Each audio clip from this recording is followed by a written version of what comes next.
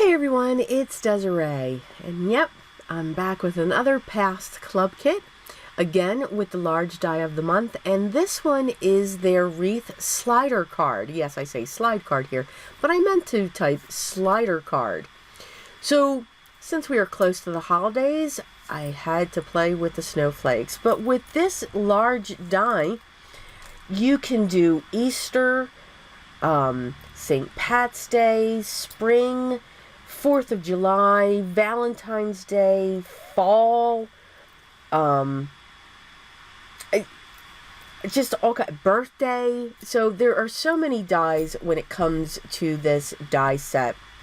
And it is called the Festive Wreaths Slider Card. And this is from June of 2019. So you can see I have all my pieces cut. All right. You will need two of the piece that I'm working on now that I have stamped my sentiment on, and that sentiment is actually from a another stamp set by Spellbinders, and I'm looking that up now through my paperwork here, called Christmas Sentiments. There you go. And I used one of my Simon Says stamp, the Navy Fine Detail, to heat emboss that. So I'm going to set that one aside, and then I have another piece that's cut like that, or using the die for that in the blue. The other piece, you set the other section inside so that it creates those folds. So again, when you have it set up bent up, and then you have that other piece flat, you'll use your double-sided tape to adhere that backer piece, which is the tab, that will pull it. I'm now using my tape runner to adhere this onto my base. So that's why I cut two of these, one out of the solid and one out of the pattern. Yeah, the pattern was not going to come out. I went down crooked, and that's what we went with. So now I'm going to create the ring. Now I cut the ring out of some scrap craft cardstock and some silver mirror. So I'm going to put together the craft first, and it's got little tiny lines so you know where to put the two half circles together from the die. And then I'm going to adhere my mirror cardstock on top of that. It just makes it a little stronger, you know, just doubled it up just a little bit. And you can see all of the beautiful snowflakes that I have die cut. I die cut them out of the silver mirror cardstock, gray cardstock, and actually the pattern paper where I stamped my sentiment. So I've got that mixture of the marble, those different colors, and even some of the metallic going through there. So now I'm just going to have fun with my liquid adhesive and just set my snowflakes in place. So I'm doing this in quarters, and I'm just going to go around and add my snowflakes where I'm just going to fill up this wreath. In the beginning, I started being even, and then finally I'm like, you know what, let's just get the snowflakes on. Let it go. I did. I finally let it go.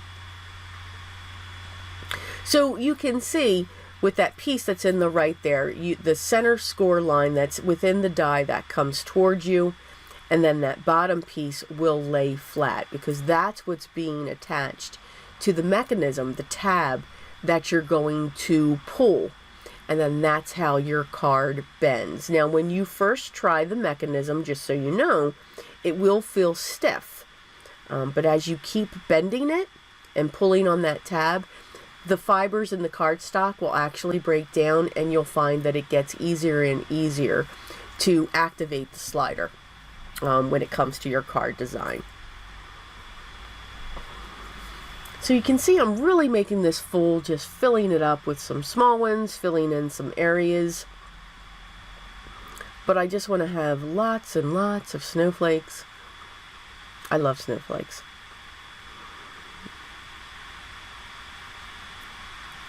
So I'm just pressing down to make sure everything is stuck there. And that is what our wreath looks like. So we've got some really, really pretty colors going on there. So now that I have everything ready, I'm going to use my double-sided tape, and I'm going to put it down each of the sides, and then I'm going to put two strips down at the base. Now you can also put your sentiment there on the other side, of course. But I did want that to peek through once the slider was open. Once that's sent, I will then be able to set my piece down and know there's my sentiment. Now again, you saw that I set that up in my MISTI just so I knew here's where this needs to be placed. So, you know, make sure that you guide or gauge where your sentiment is going to go. Since I went a little bit crooked, I'm just trimming my piece up using my scissors, which is fine, because I didn't want to see that white. I just wanted to see that blue. I'm going to adhere the wreath. Now, only the bottom half of the wreath will be adhered to the bottom part of the pull-up. Okay, so you want to make sure that you're only putting glue on the area that's going to come up, and you want to make sure that you're above, like my snowflakes are coming off. You want to make sure that if you're on that lip that's staying flat, that's running up your card, that you either bend those or don't put them in that area. Because that one snowflake has a piece, so I had to just bend that just a little bit so that it would move with the card. I'm filling in the lower area with some more snowflakes and then onto the card base itself, just to fill in the outside. I'm going to grab some baker's twine, which is a white and silver metallic, and I'm just going to add that to the hole that's already there from the die, and that is where your recipient will pull. And that is our wreath, our festive wreath slider card. So I was having fun playing with it.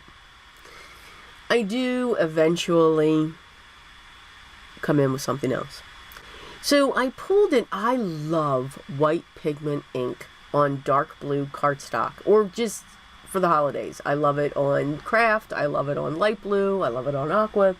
I really do like the white pigment, but I only like that around the holidays.